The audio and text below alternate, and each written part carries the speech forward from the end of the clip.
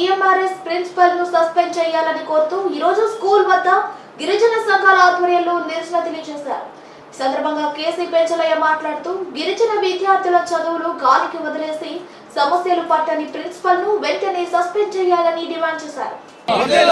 Suspend చేయాలి principal వెంటనే, suspend చేయాలి, సస్పెండ్ చేయాలి ప్రిన్సిపల్ వెంటనే, సస్పెండ్ చేయాలి. We want justice, we want justice, we want justice, we want justice, we want justice. Suspend చేయాలి principal వెంటనే, సస్పెండ్ చేయాలి, సస్పెండ్ వస్తువుల వెంటనే కల్పించాలి. We want justice, we want justice. వర్ధిల్లాలి గిరిజనుల ఐక్యత, వర్ధిల్లాలి, వర్ధిల్లాలి గిరిజనుల ఐక్యత.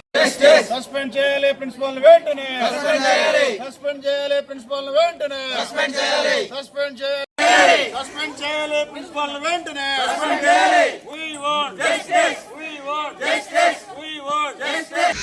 ఏదైతే ఈరోజు ఎస్పీఎస్ఆర్ నెల్లూరు జిల్లా కోవూరు కాన్స్టిట్యున్సీ పడలూరు మండలంలోని ఏకలవ్య మోడల్ రెసిడెన్షియల్ స్కూల్లో లాస్ట్ సండే డయేరియా ప్రాబ్లంతో పిల్లలు ఆల్రెడీ 5 మంది బాధపడుతుంటే ప్రిన్సిపాల్ నిర్లక్ష్యం వల్ల ఈరోజు మనం అది చూసాం. గౌరవ ఎమ్మెల్యే గారు ప్రశాంత్ రెడ్డి గారు రాత్రి 10 గంటలైనా హడావుడిగా వచ్చి పిల్లలను పరామర్శించిపోయింది. మేమందరం నిజంగా గిరిజనుల తరఫున ఆమెకు ధన్యవాదాలు తెలుపుతున్నాం. అయితే ఇప్పటికీ కూడా ఆ పిల్లలు పూర్తి స్థాయిలో కోలుకునేటువంటి పరిస్థితి లేదు. ముఖ్యంగా మనం చూస్తున్నాం ఈ వాతావరణం అంతా చూస్తే అంతా గడ్డి గాతంతో నిండిపోయి ఉంది, పావులు కూడా సంచరిస్తున్నాయి. అయితే అసలు ఈ ప్రధాన ప్రాబ్లం ఎందుకు వచ్చిందంటే ప్రతి 3 నెలలకు ఒకసారి ఈ వాటర్ ట్యాంక్ క్లీన్ చేయకపోవడం వల్ల ఈ దాంట్లో అంతా డస్ట్ అంతా చూసాం. పైకెక్కి మేము కుప్పలు తెప్పలుగా డస్ట్ అంతా ట్యాంక్లో నిండిపోయి ఉంది. దాన్ని క్లీన్ చేయకపోవడం వల్ల ఆ సూక్ష్మజీవులు అంతా డెవలప్ అయ్యి ఆ నీళ్ళనే పిల్లలకి తాపించడం వలన ఈ ప్రాబ్లం వచ్చింది. ఇది చాలా దుర్మార్గం. రాష్ట్రంలో ఎక్కడ ఏ హాస్టల్లో కూడా ఇట్లాంటి పరిస్థితులు ఉండకూడదని మేము కోరుకుంటున్నాం. అయితే గతంలో కూడా గౌరవ ఎంపీ గారు వచ్చి చూశారు. అప్పుడు కూడా పరిస్థితి విషమంగా ఉంటే ఆయన అప్పుడు కూడా ప్రిన్సిపల్ గారికి గట్టిగా చెప్పి కన్సల్ట్ డిపార్ట్మెంట్తో మాట్లాడి తగు చర్యలు తీసుకోవాలని చెప్పేసి కూడా చెప్పి ఉన్నారు. అయితే మాకు ఇక్కడ అర్థం కాని విషయం ఏంటంటే ఎంపీ గారు మాట్లాడినా కుదరలేదు. తర్వాత ఐటీడీఏ పిఓ గారు వచ్చారు, కలెక్టర్ గారికి విన్నవించాం. అయినా కూడా ఎందుకని ఆ ప్రిన్సిపల్ ఇక్కడ నుంచి మార్చడం లేదో మాకైతే అర్థం కావట్లే. ఆయనకి హిందీ తప్ప ఏ లాంగ్వేజ్ రాదు. ఇదంతా కూడా మెయిన్ లాంగ్వేజ్ ప్రాబ్లం వల్లే జరుగుతుంది. కాబట్టి యుద్ధ ప్రాతిపదికన అతన్ని విధులను సస్పెండ్ చేయాలని చెప్పేసి గిరిజన సంక్షేమ సంఘం నుంచి డిమాండ్ చేస్తున్నాం. ఇంకా బాత్రూమ్ విషయానికి వస్తే దాదాపు 6-7 నెలల నుంచి బాత్రూమ్లు సరిగా లేకపోవడం వల్ల, డోర్లు లేకపోవడం వల్ల పిల్లలు ఇబ్బంది పడుతున్నారు. ట్యాంకులు నిండిపోయి ఉన్నాయి. కనీసం టాయిలెట్స్లో వాటర్ రాకపోవడం వల్ల పిల్లలు బకెట్తో ముంచుకొని దాదాపు 1/2 కిలోమీటరు నడిచిపోయేటువంటి పరిస్థితి. పిల్లలకందరూ చూసాం మేము, చేతులన్నీ కాయలు కాసిపోయి. కాబట్టి మేము చెప్తున్నాం, ఈరోజు ఏదో తూతూ మంత్రంగా అక్కడ ఒక చిన్న హాల్లో పెట్టి ఒక్కొక్క బెడ్ మీద 2-3 పిల్లలను పడుకోబెట్టుకున్నాం, వైద్యం చేస్తున్నారు. మేము అడుగుతున్నాం ప్రభుత్వాన్ని, కనీసం వాళ్ళకి వెంటిలేషన్ కూడా ఫ్రీగా లేదు. పేషెంట్కి ఫ్రెష్ ఉండే గాలి రావాలి, పేషెంట్కి డిస్టెన్స్ ఉండాలి.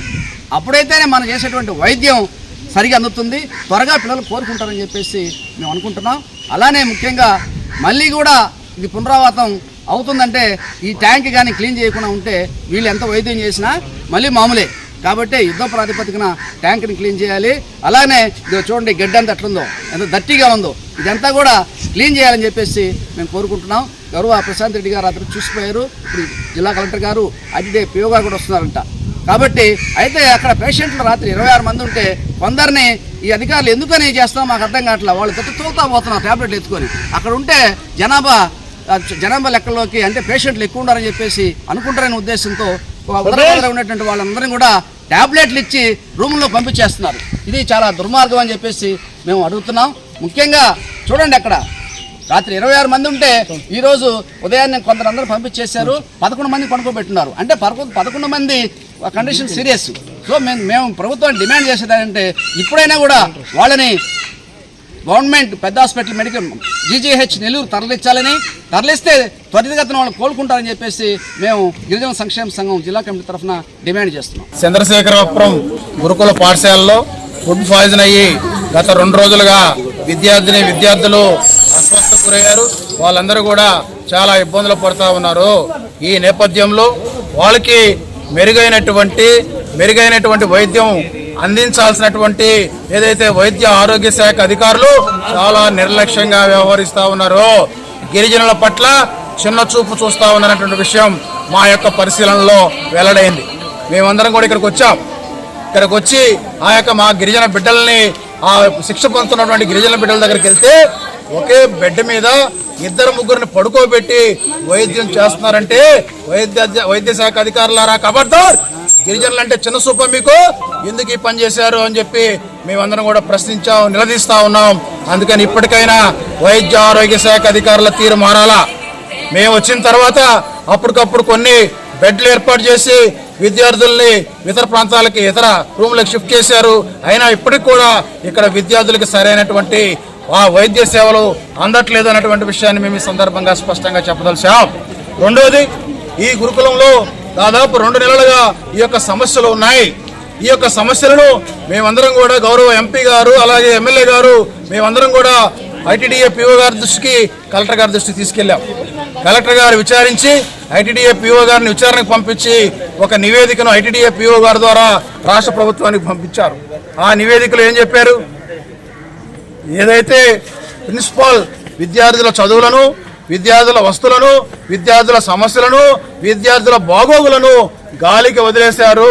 ఈ ప్రిన్సిపాల్ని సస్పెండ్ చేయండి లేదా సరెండర్ చేయండి అని చెప్పి ఐటీడీఏ పీఓ గారు నివేదిక ఇచ్చి 2 వారాలు దాటుతా ఉన్నా కూడా ఈ రాష్ట్ర ప్రభుత్వ అధికారులు కనీస చర్యలు తీసుకోలేదు. అందుకని వెంటనే అధికారులు స్పందించి, గిరిజన సంక్షేమ శాఖ అధికారులు, గిరిజన గురుకులం అధికారులు స్పందించి సాయంత్రం లోపు ప్రిన్సిపాల్ని సరెండర్ చేసి ఇక్కడ సమస్యలను కానీ చక్కదిద్దకపోతే మేము ఇక్కడే ఉంటాం, సాయంత్రం వరకు ఇక్కడే ఉంటాం. భోజనం తర్వాత పిల్లలందరినీ సమీకరించుకొని నేరుగా జాతీయ రహదారిని దిగ్బంధనం చేసైనా సరే మా యొక్క పిల్లలకు రక్షణ కల్పించుకుంటాం, మా పిల్లలకు వస్తువులు కల్పించుకుంటామని సందర్భంగా మేము తెలియజేస్తా ఉన్నాం. ఈ యొక్క ఉండేటువంటి ప్రిన్సిపాల్కి ఎంపీ గారంటే లెక్కలేదు, ఎమ్మెల్యే గారంటే లెక్కలేదు, అధికారులు అంటే లెక్కలేదు. అలాంటి ప్రిన్సిపాల్ అవసరమా అని చెప్పి మేము ప్రశ్నిస్తా ఉన్నాం. అందుకని ప్రిన్సిపాల్ని వెంటనే సరెండర్ చేసి వాళ్ళకి ఇక్కడ ప్రిన్సిపాల్గా బాధ్యతలు ఇచ్చి ఈ స్కూల్ను కానీ చక్కదిద్దకపోతే మేము దీని మీద పెద్ద ఎత్తున ఉద్యమించేందుకు కూడా వెనకాడబోమని చెప్తా ఉన్నాం. ఇంకోటి కూడా తెలియజేస్తా ఉన్నాం. ఈ యొక్క ప్రిన్సిపాల్ నిర్వాహం వల్ల గతంలో 800 ఉన్నటువంటి స్ట్రెంత్ ప్రస్తుతం 426కి పడిపోయింది. ఈ 426లో కూడా అనేక మంది టీసీలు ఎత్తుకొని వెళ్ళిపోయే దానికోసం సిద్ధంగా ఉన్నారు, టీసీలు తీసుకొచ్చడానికి. ఇప్పుడు పేరెంట్స్ కొంతమంది వచ్చినారు, మేము ఉండలేం బాబు, మా బిడ్డలు ఉంచలేం బాబు, మేము టీసీలు తీసుకెళ్తామంటున్నా ఉన్నారు. మరి ఒక తల్లిదండ్రులు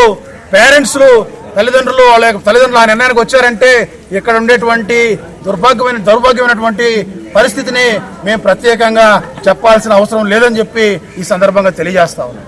అందుకని సాయంత్రం లోపు ప్రిన్సిపాల్ని సరెండర్ చేసేవా లేదా సస్పెండ్ చేయటమా చేయాలి, లేని ఏడల మా యొక్క నిరసన కొనసాగుతుందని తెలియజేస్తాం.